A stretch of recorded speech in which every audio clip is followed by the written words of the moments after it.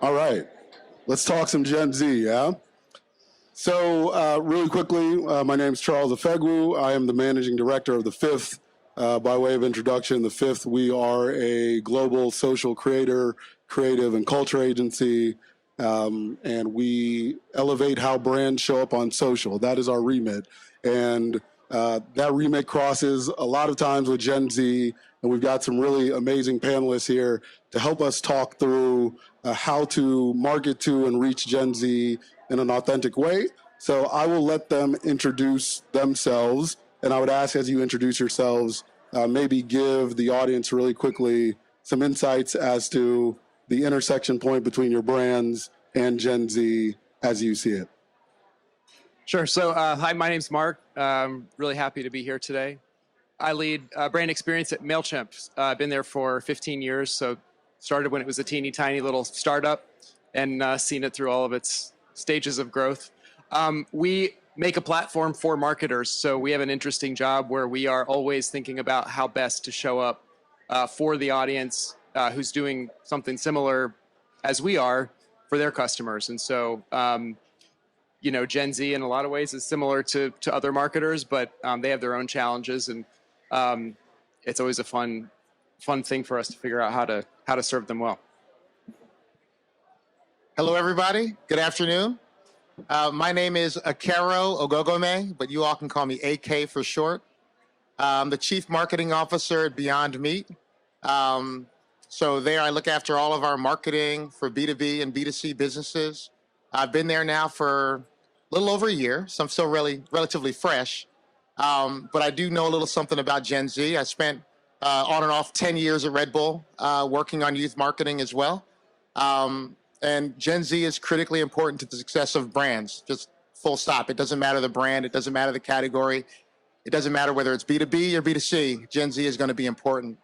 And for Beyond Meat, Gen Z is critically important. We are focused on advancing human health. We're focused on helping to avert climate change. And we're focused on helping animals live better lives. And all three of those things are things that Gen Z really cares about. The order is different based on the generation. Gen Z seems to care a bit more about animal welfare and the environment than the Gen X and the boomers are out there, and the millennials, but the three core principles stay the same. So for Gen Z, the reason why they're important is they will inherit the future. They're more open to plant-based foods. So we know that we need to win Gen Z if we want to make sure that we continue to win in the future. Hello, I'm Kate Clough. I'm part of Lenovo's Global Media COE. My team and I personally develop 8 strategic frameworks per year that are embraced by about 70 active markets around the world. We tend to talk about our best prospects in terms of their challenges, their interests, their behaviors. So for example, PC gamers or digital artists. But as time has gone by, Gen Z makes up a larger and larger percentage of that group. And that has implications for everything that we do. It changes the way we think about creative, the media mix, et cetera. So I wouldn't say we target Gen Z, but they're a huge part of that overall target and a huge influence on everything that we do. Hi, everyone. I'm Kris Malkoski. I am the CEO of Learning and Development for Newell Brands, which means I run our baby and our writing businesses. You probably never heard of Newell, but you've heard of Graco, Nook, Sharpie, Papermate, Elmer's, Expo, Dymo, Parker, and that's half of our brands. We are found across the globe. It's a $2.5 billion business. Gen Zs are really important to me. I think everyone in this room knows that a Gen Z is between the age of 12 and 27. In the baby side of things, 25% of Gen Zers say they're going to adopt or have a baby in the next 3 years. And then on the writing side, you get exposed to brands like Elmer's and Expo and Papermate and Sharpie when you start school. In fact, those 4 brands are the 4 most asked for brands on teachers' school lists. So by the time you get to high school, you really know our brands. Yeah, so I don't need to say, but obviously an incredible group of folks to talk through this subject. So my first question would be, I think one of the definitions that Gen Z has put around it is that they don't like advertising. This is the age of advertising avoidance, right? So Mark, would love to have you chip in really quickly on what your brand is doing to effectively reach and message to that particular audience as they try to avoid all the ads that they can avoid. Yeah. I mean, we have a couple principles that we try to have inform everything that we do. Being authentic is really important to us. But even more than that, sometimes we really try to show up and add value whenever we activate as a brand. So everything we do, we try not to just think about what can we tell them, what can we get them to do for us, but also like what can we give them? What can we add to their lives or to their way of thinking or to their business that will help them out? And so I think for a generation of people who are allergic to advertising, that approach works really well.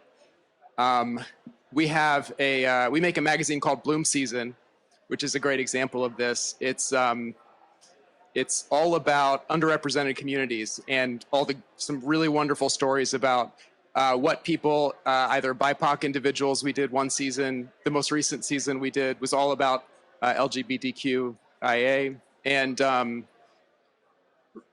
so putting those stories together, shining a light on some wonderful businesses, ways of building communities, and sort of highlighting great things that those folks are doing.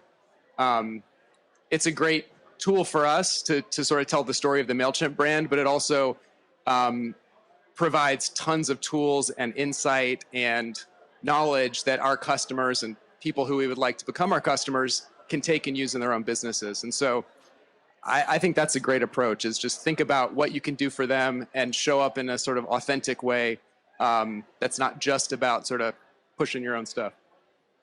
Yeah, that's a great insight. And I would say as much as they hate ads, Gen Z has come to really embrace and love social responsibility and awareness. So I guess with that sea change, if you will, this generation of folks who are really aware and holding brands accountable when it comes to social responsibility, how are y'all speaking towards that? How are you taking that into account? How are you blending that into some of your marketing practices? AK, would love to start with you on that one. Sure. And just quickly on the Gen Z hates ads, I agree, but I also disagree with that. I think that Gen Z, maybe they don't like the traditional sense of ads, but I think they're looking for connection with brands, and they're looking for authentic integration within their lives, something that really means something to them. So not that they hate ads, but I think that there's an expectation that ads are delivered differently to them. And messaging is delivered differently to them, and which is why, Fifth, you guys do so well, right, with social, because that's a mechanism in the media that works for them. We'll see as the generations continue to flow, that will change, but at the end of the day, connectivity, I think it's something that we're all seeking. I'll leave it at that. But from a social responsibility perspective, I mentioned it before, it is the core of what we do. We get the benefit of it being Beyond Meat. Our founder, Ethan Brown, is on a maniacal mission to change the way that we eat and to feed our future a bit more differently. We know that it's not sustainable. For many of us in this room, we get to enjoy a beautiful 70-degree day in our 40s and 50s and 60s for some people. But we know that Gen Z and Gen Alpha will not have the same experience unless we make substantive changes to the way that we behave, not just in the cars that we drive, but really what's at the center of our plate. So for us, it's about creating the connection through their desired future and what that outcome looks like. They're not looking to harm animals to get protein. They know that there's a different way to do that. So as we're building content for them, we are thinking about how to push the buttons that matter most to them. The other thing is that we're actually in the field a lot more than I think a lot of brands would consider. My boss has spoken in the last 3 months. He's spoken at Columbia, Oxford. He's been at Yale, UCLA. He's going and meeting with clubs that care about climate change, clubs that care about animal welfare, clubs that are trying to find a different way for their parents to eat their food so they're around a little bit longer for those milestones that matter. So we're connecting with them in that way as well, really in person in a very intricate way. And then finally, it's like really relaying our values via social media. And again, a channel that matters most to them, and making sure they're able to connect to that value by credible voices that are amplifying our messaging on our behalf. Kate, we'd love to hear about that through the lens of Lenovo and how your organization is doing that. So I thought that if this question was lobbed my way, I would just answer off the cuff. And then last night I thought the better of it. So I reached out to a colleague in LA because she was still working. And I said, what would you highlight in the area of ESG? And I thought she would just give me 3 bullets. She sent me a 72-page PDF. It was a book, and it chronologued all of Lenovo's commitments across that full spectrum since 2010. All of the goals we set for ourselves, our progress at each key milestone, and then all of the third-party independent organizations who are evaluating us and holding us accountable for delivering. Those are local organizations in each of our markets, as well as international organizations. So it's a really comprehensive buttoned-up approach, as I think most companies must have today. But it began long before we were thinking Gen Z. The difference now, I think that puts even more pressure on. And Gen Z doesn't just want to see that PDF and hear what corporate will say about what they're doing. They want to know what it feels like to be on the inside. And Lenovo has 75,000 employees. And if 75,000 people don't feel that we're committed to ESG, that the behaviors on the inside are not matching what we're telling the world, that makes us very vulnerable. And so what I see is I've never worked with a company that seems so dedicated. And we have 17 employee resource groups globally. And they're not created just so that those people feel included and that they can commune within that group, but they're exposing all of us to their cultures, what's important to them. This is one of the more fun examples, I think. So every quarter, we have native speakers from China teaching 8-week Mandarin classes. So that was something that I got to participate in. But that's just one example. So lots of cool stuff on the inside that makes me feel that everything I read in that PDF, I didn't read all 72 slides, but I'm bought into it. It feels right. Mark, anything you want to chip in there? Sure. Yeah. At Mailchimp, we started as a bootstrapped tech company, and when we started early on thinking about how to give back to our community, we didn't have a lot of money to do it, and so we started making investments in Atlanta, Georgia, where we live, and we just picked some things that were important to us. They were breaking cycles of poverty, investments in arts education, and in considerate urbanism, and we saw very quickly that with relatively modest investments, we had a really big impact on the community where we live. And so fast forward to today, maybe 12 or 13 years later, we are now a big company. We were acquired by Intuit a couple of years ago. And we've taken this approach to the entire company, to Intuit at the corporate level, through a program called Give Where You Live, where we encourage, we built this whole program where we encourage people to do the same thing. The biggest impact that you can have for most people is making investments in your community and driving change right around you. Your dollar will go farther. You'll see the impact, and it can really be a good thing. That's incredible. So obviously a deep-seated value system with Gen Z, but in terms of how you tap into that and message around that, there's a lot of trends that you have to be aware of and therefore incorporate into your marketing strategies. So I would love, Kris, obviously a lot of brands within Newell. I would love to understand and have you speak to the audience a little bit about how you're doing that from an awareness standpoint, from an execution standpoint, and just give us some insights in that if you could.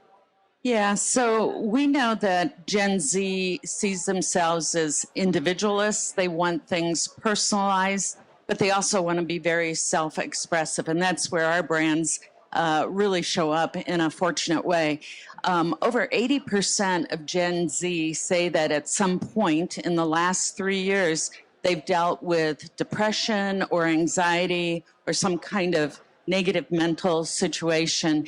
And where our brands are great is we find that Gen Zs, over 90%, say that self-expression is critical to their happiness and their feeling of wellness. And 50% say that they're at the peak of their creative life at the point where you're talking to them. And then 4 out of 10 actually do some kind of creative project every day, whether it's doodling, drawing, writing. So our brands really show up well for them. And I recently learned that Gen Zs like to do their journaling on black paper. And we have a product coming out. If you come by the Sharpie or Papermate house that we have here, you can see how you can now write on black paper with our writing products. I was wondering if there was a product plug coming in there. Sorry about that. I hadn't planned. There it was. AK, your brand obviously does a lot of that and has to consider it. Would you tell us how you're doing that? Yeah, I mean, I shared some of our go-to-market approach a bit earlier when I answered the last question, but we are a founder-led, purpose-driven company. I mean, to our core, our values are exhibited in everything that we do. The way that we message to consumers on social really does link back to that. So for us, it's really higher. Y'all want me even louder than this? Okay. So really, the way that we approach the Gen Z audience right now is via our social-first strategy, really engaging with them, leveraging credible third parties that matter to them, and then a lot of really localized outreach. So as an example, for those of you who live in the LA area, there's a student group called UCLA Reach, and it's a club organization at UCLA and USC, actually. And it is just a group of young kids that are interested in becoming content creators as their career. And it's kind of cool to just engage with them. It's about 60 students. They have followings that range from a couple of thousand to hundreds of thousands. And you're engaging with them. You're helping them with their content development approach. But they're interested in working with us because their value system aligns very closely to our own. So again, it's not necessarily like us virtue signaling our values to them, but it's really us integrating that into the way that we speak, the way that we talk, to these people individually as well as in large groups, and the ambassadors that we work with as well. And I would say, as a organization that does a lot of social media work, right, as you're trying to tap into what resonates with this particular audience, the trends around how to do that are constantly shifting. So, Mark, I guess considering the speed and how trends come and go, how is your organization staying aware of what it should be doing, activating around those things, or maybe even choosing what not to participate in just because you can't do something meaningful enough before the trend comes and goes? Yeah, well, I think the first thing, which is seems a little obvious, but I think is important to say, is that employing people who are representative of the groups that you want to reach is always a good thing to do. So starting with that, and letting those folks lead you, letting them teach you about what's working, what's not, what may appear to be a trend for someone my age may not actually be the thing that's going to be engaging to someone, of a different generation. So I think that's a really important piece. And then, we try to stay on top of things. Like I said earlier, we are marketing to marketers. So it's important for us to really have a great understanding of the social landscape and be able to bring insight and trend analysis and thought leadership about that stuff to our audience. So yeah, we hire people who are representative of those groups. We give them a lot of autonomy to teach us, and then we try to find the intersection of what's trending and what's authentic to Mailchimp as a brand in order to make decisions about where we participate. Can I say something on that? Yeah, you can say whatever you want. I love that, right? Like hire the type of people that you're marketing to. I'll be very candid. We're a relatively small company at Beyond Meat. Our brand is far bigger than our business. And, at times, we see some attrition. I actually don't rehire directors. I get 2 specialists. I'm trying to get younger. I'm trying to get more nimble. I'm trying to get people who are not just seeing the trends after they've come and gone, but are actually helping to build them. We have a young lady that works on our team. Natalie's probably 24 years old. She's the youngest person on my team, I think. She could be, maybe she's not. Carly, you can tell me if I'm wrong. We just let her do whatever she wants on social. It's fantastic, right? And it's, she understands the brand constraints. She understands the guidelines. She understands the audience that we're trying to reach. But she is on top of trends so much faster than me. My TikTok is at least 3 weeks later than hers. So I really allow her to do what she wants to do. And they always come to me like, hey, Kay, do you think it's okay if we do this? I'm like, go for it. My boss will tell me if I'm fired. It's all right. So I really do. I would encourage you guys just to get younger, not to say there's nothing wrong with having seasoned professionals in critical roles, because you need to have that. But where it's possible, try to get younger, try to down level, try to get more and more junior in your team so that you can be more on the pulse of what these younger people are saying, what they're doing, and how they're feeling. Yeah, I promise I wouldn't editorialize, but damn it, I can't help myself. I say something often, which is, authenticity is only bred by familiarity. And you can't have authentic conversations if you don't have people who are familiar with the subject matter. So I completely agree with both the ways y'all are approaching it. I think it's smart, and I think it's frankly the only way to do it. End of my editorializing. Okay, so would love to talk about really quickly Gen Z and the rap they get, right? They're very hard to reach. AK, I think you chimed in earlier. They don't hate ads, but it's the way you speak to them, right? So I would love, Kris, if you would really quickly give us your purview on some of the challenges maybe in speaking to that particular audience, and then maybe give some insights as to how you're solving around some of those challenges at your company. Yeah, so what we see is that Gen Zs really like openness, they like realism, they like to have a sense of control. And if you can inspire them in ways that gives them this self-confidence, this happiness, this mental positivity I was talking about earlier, you can really get them not only to accept your brand, but to become advocates for the brand. And I'm lucky because on Sharpie, on Papermate, there's an incredibly high affinity with Gen Zs that we are able to bring alive and listen to them. Some of the new products that we're launching are a result of missing elements that the Gen Zs wanted in their products. Yeah, it's amazing. And I think we can't have a conversation about Gen Z unless we talk about influencers, right? The role of the influencer in your marketing mix as you message to this particular audience, but I would say at this point, all audiences, is really foundational to marketing strategies in 2024. So would love, Kate, really quickly to understand how you're leveraging influencers within your organization, what role they play, where you're incorporating them, where they're not being incorporated. Give us some insights into that if you could. They play a huge role. We maintain customer decision journeys that are continuously updated with data. And so we can see that influencers have influence at all parts of the decision journey. But I don't think you understand the degree to which they have influence until you witness it in your own home. So in my home, my kids want me to go to Kroger every single day to see if Prime Metamoon or Glow, I can't remember, Glow something are in stock. They found out about a limited edition that was only available in the UK. They wanted me to call my colleagues and ask if anyone had a business trip to the UK so they could get the special edition product, bring it home. Do they love the Prime product? I don't think so. It's very sweet and they add water. And these are kids who love sugar, but they love Logan Paul and they love KSI. And even if they didn't, there's enough of their friends that it has created this groundswell of interest. And now everyone, at least in Sugar Hill, Georgia, every kid needs to be seen with a Prime. And it's because of those two people.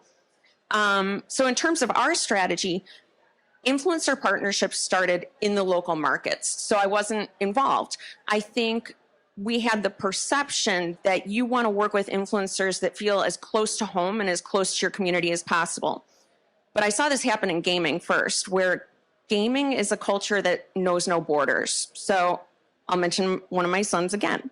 he plays video games early in the morning so that he can play with his friends who he talks about them the same way he talks about his IRL friends. They're in Singapore, they're in Japan. It's so cool. But so now we have gaming influencers that are global. You know, they have strong followings across markets. And now we have 15 global influencers who are artists as well. So it may not work for every type of influencer, but for many, that's what we're seeing. And Mark, you're speaking to a different audience, right? You're speaking to marketers. It's B2B. So how are you incorporating influencers in an effective way in all that you're doing on the marketing front? Yeah, I mean, it's not totally dissimilar to what Kate was saying. I think that the biggest value that influencers bring to Mailchimp right this moment, sort of in the last few months that we've been working on a new experiment, is on sort of changing perception and sort of addressing misperception. So, Mailchimp became famous as, because we had a free product, and before anyone in our category had a free product. And we were famous for being very easy to use, which made us super successful, but it also made other folks in our category sort of target us as being the solution for people who are just getting started or for small businesses. And when it's time to grow up, you're going to move off of Mailchimp onto another platform. So that's a misconception that we've been sort of challenged with for a very long time. And our product has gotten much more sophisticated and more powerful. And it's a great product for a more advanced marketer. Influencers do an amazing job of telling the story of how Mailchimp and our products, help their businesses grow. They can do super personalized marketing, and they can tell a personal story about their own success with the product. And so we use influencers in lots of different ways, but I think that idea of challenging a misperception is particularly impactful when it comes from a person who has, their own story to tell. And so we find a tremendous amount of value with influencers who are speaking to people who trust them about our products and how they may be, different than the last time that they considered them. Hop in here, Kris, please. Yeah, I need to talk about influencers. We're lucky again because people love to express, they love to create. And so in any given day, if I look across TikTok or Instagram, I see people posting about the products that they've used. And in fact, I also learn from them because some influencer back in 2017 created a trend called slime that used a lot of Elmer's glue. And so we keep looking at what influencers are doing to see what the next big craze is. But and then we also find people who have a persona that matches our brands. There's a lady named Happy Kelly. She was very depressed in 2020 when COVID came, and she was tied up in her home. And she started posting videos in a different solid color outfit every day, dancing around, showing her joy. Well, guess what? That's the persona of Papermate. We have many colors. We're all about the joy in finding yourself. Happy Kelly now is talking about Papermate because we sent her some Papermate pens, and she has 18 million followers, of which many are Gen Z. And then the final thing that we have, which I love, didn't create it, is we have celebrities and sports stars who love our brands. So Drew Barrymore loves Papermate. Usher included a row of Elmer's products in a video he launched about 6 months ago. And a lot of professional athletes will pull out their Sharpie for their autograph or to sign a game ball at the end of a game. Everybody loves Usher right now. Super Bowl, right? Love Usher. So I want to address what I think is a misnomer, this idea that we can't even discuss Gen Z as this broad, sweeping, monolithic group, right? Because you talk to anybody in Gen Z and they'll tell you we are not that, right? We are a multifaceted group of individuals who have many very niche interests, right? So at the brand level, when you're determining which one of those niche groups you want to speak to, how you authentically speak to them, and maybe again, which ones you don't because it either doesn't make sense or because you can't authentically approach that conversation. Kate, I would love to understand how you're working through that and making those decisions in terms of speaking to those very niche audiences and groups within Gen Z. So I started my career working on General Mills for 7 years. Very big brands, Cheerios, Yoplait, Totino's, and very big audiences. And I remember during that time, there was a case study published about the Colgate White Strips launch. And they didn't go to market and market to the masses. They had identified 7 very narrow segments. And that is how they built their brand. These were segments who they predicted would be the most attracted to a product like White Strips. And I thought it was brilliant, and I wished we could do it. Even for the biggest brands back in that day, that was a very costly thing to do the research, to develop an approach that focused on many different segments instead of one whole. And then if you took it a step further and you developed creative and a media mix, et cetera, that were focused on 7 different groups, it just quickly became, it required too many resources. But that's not the case at all today. People drop signals about who they are through all of their behaviors online. We have real-time data access, and it goes very granular. You're only limited maybe by the taxonomy of the social platforms or the contextual partners you work with. So for Lenovo, we want to reach into those niche communities who we know can benefit the most from the product. And so we have all that data available at our fingertips. We can identify these very narrow segments, and we can do it quickly and inexpensively. And I'll say, I'm going to give a little bit more information in a later talk today, but one of the ways we've identified these people is through hashtag research. What's the volume of the hashtag being used? What's the trend? How much is it increasing over time? Yeah, and I think to tie it back to the previous question, right? There's that idea that every brand doesn't have to speak towards everything, but if you do, you have to do it with authenticity, right? And influencers give you that third-party validation, the ability to penetrate some really niche audiences in a way that's connected to brand, but also allows them to speak in a way that's very familiar to the audience. So love that. I think all the things we talked about today are really great. The audience probably wants to know, how the hell do you measure all that, right? So I would love to understand, from whoever wants to participate in AK, maybe we start with you. As you talk about different ways to speak to Gen Z and that particular audience, how are you measuring the efficacy around that, knowing that some of the traditional mediums aren't being used and there might be a different way in terms of how to get that data and really action it? Yeah, I wish I had a fantastic answer for this, especially when we're talking about the Gen Z audience that is influenced by influencers, product placements, and things of that nature. I would say that from a measurement perspective, because we're using mostly social and digital tools, there are ways for you to cut out your audience segmentation and understand how effective your creative is performing with different consumer groups.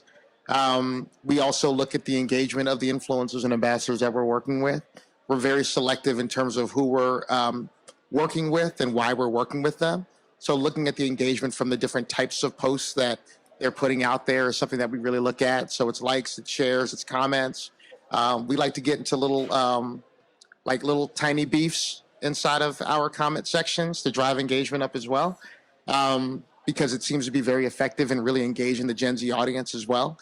But yeah, I don't have the greatest answer. God, I wish I could just use an MMM like in the old days and figure out what's working. But it's just a little bit more fragmented now, so you have to be a little bit more attentive to each of the different tactics and then optimizing very routinely on a frequent basis for what's actually moving the needle for you. And every campaign could be very different. I think you're not giving yourself enough credit. That was a pretty good answer. Okay. Kris, anything you want to throw in there?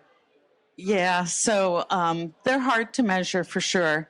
One of the things that we do at Newell is we take our own employees who are under the age of 27 and run our marketing in front of them. And I keep walking away feeling like the oldest person in the room.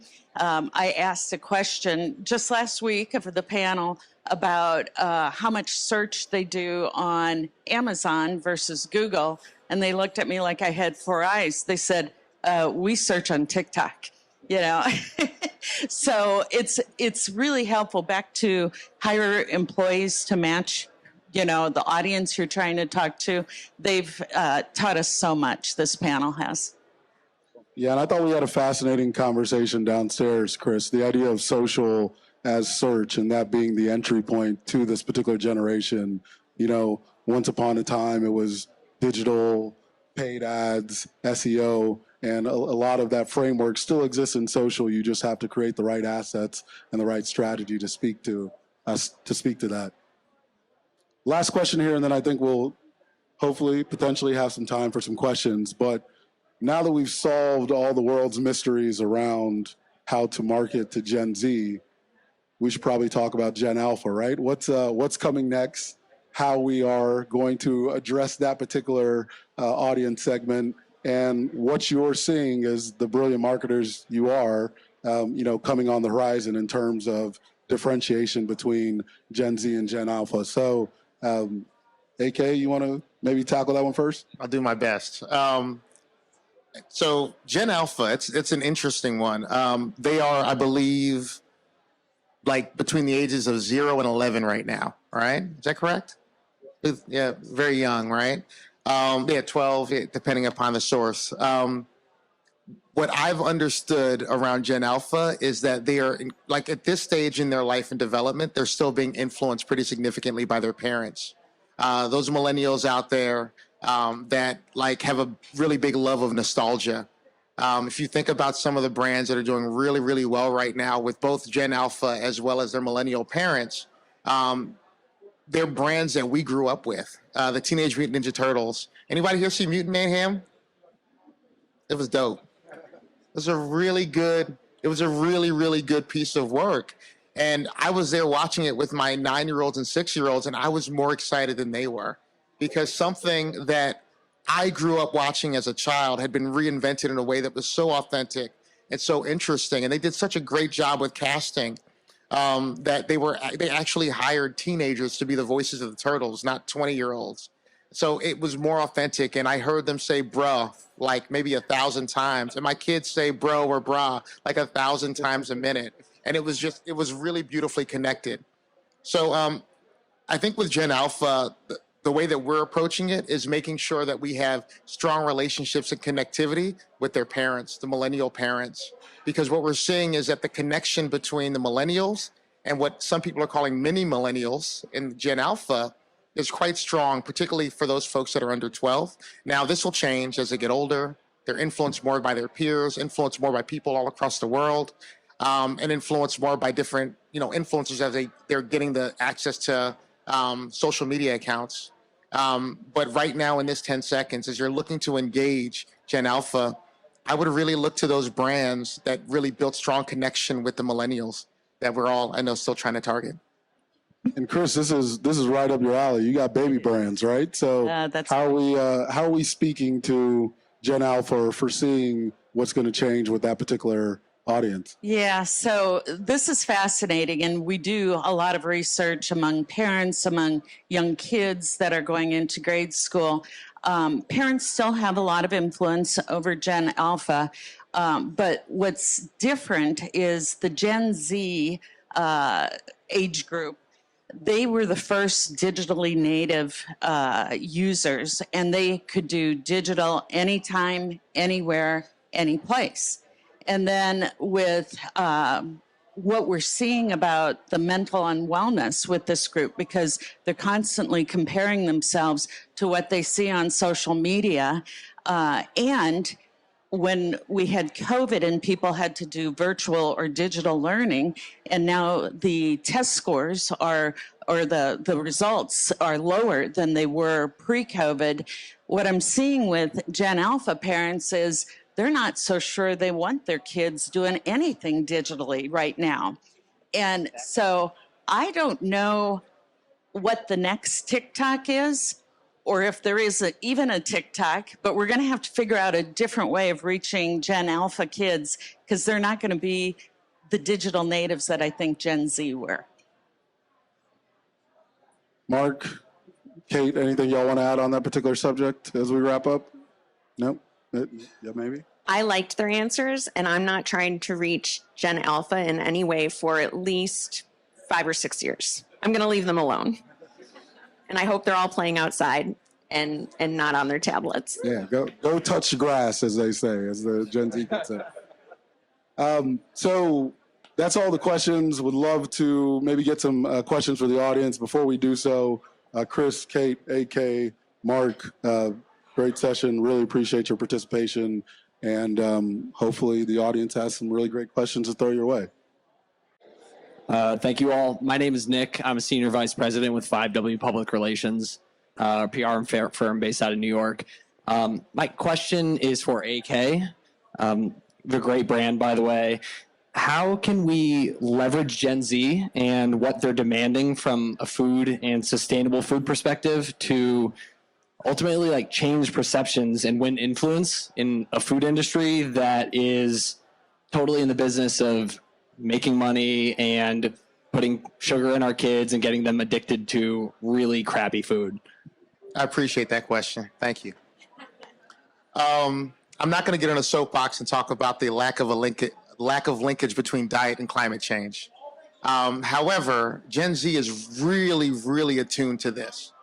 And what I believe is going to happen is that as they get more and more influential in government, we are going to see them step up a lot more in driving different narratives around what's at the center of the plate so that food producers can behave more sustainably in the way that they're creating their products, they're raising livestock, and, you know, just the way that we're engaging with our food system in general. If you look globally, despite being one of the most advanced countries, you know, in the world, we are probably on the lowest end of the spectrum for adopting plant-based foods. With the exception of plant-based milks, plant-based meats are really very nascent. So as an example, it was published, I want to say 2 months ago, that Germany has hit an all-time low in animal meat consumption. And these records go back about 1,000 years. In Germany, in the UK, they're near a low as well. And what's happening is that the country governments are actually stepping in and saying, hey, the way that we're eating food right now is not sustainable. So they're charging food manufacturers like us to really find a different way to feed the future of our country.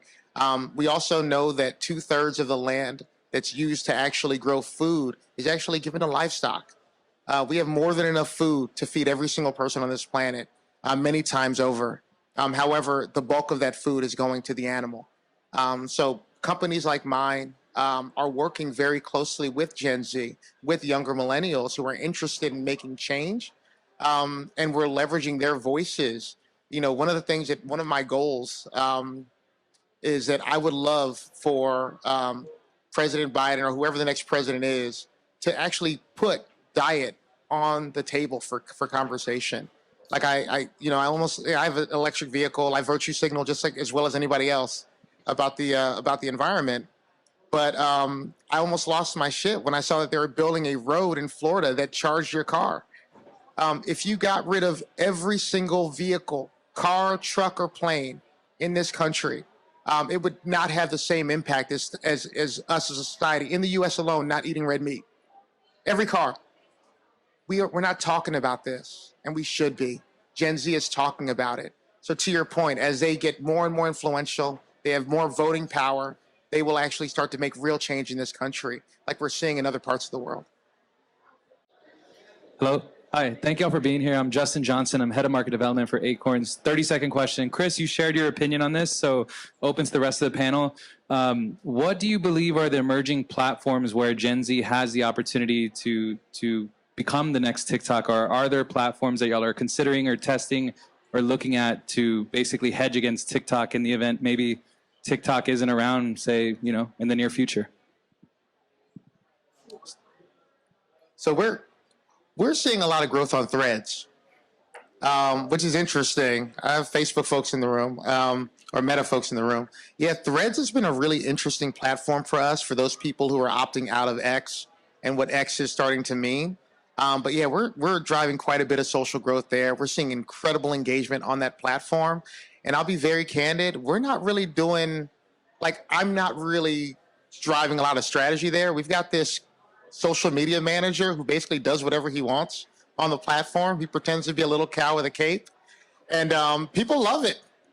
So it's interesting. That as a platform is doing very well for us. I don't know if it's emerging because it's Meta, but at the same time, it's doing really well. But I would love to see what other platforms are out there. I'm not really privy to any at the moment. There's going to be a line of folks waiting to talk to you about what your Thread strategy is, AK, because You just hire this dude to play around like he's a little cow with a cape. That's it. I'm killing it. Thank you. all right. Are we done? Yeah, I think we're done. Thank you very much, everybody. Thank you. Thanks so much. Kindly.